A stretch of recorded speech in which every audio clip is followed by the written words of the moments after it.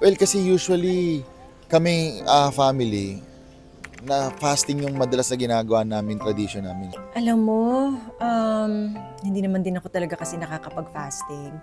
Pero syempre, I try to be very aware, no, of yung mga nasa palibot ko. And other than that, I guess I just practice being Catholic.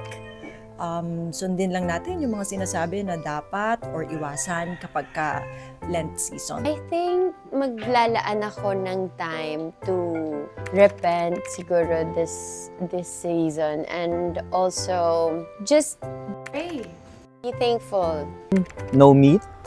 I wouldn't say sakripisyo, pero magbibisita iglesia, magsi-Station of the Cross, at nagninilay-nilay.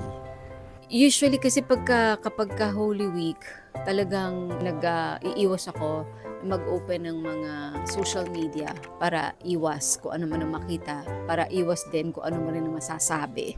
I-ano mo yung time mo with the Lord. Make it a point na magdasal at magpasalamat. Fasting not only sa akin, hindi lang sa pagkain din, kasi syempre sa mga luho din, sa mga alcohol, tsaka sa mga kung ano-ano pa, yun yung mga babawasan ko, yung mga vices.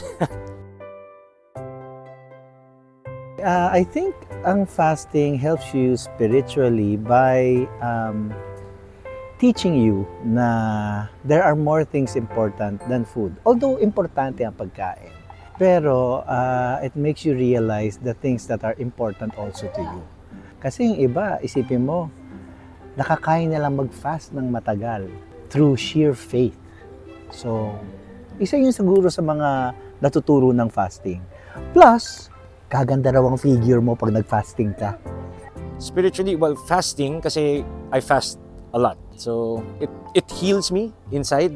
Will bring you closer to God, closer to yourself, and also be a better person.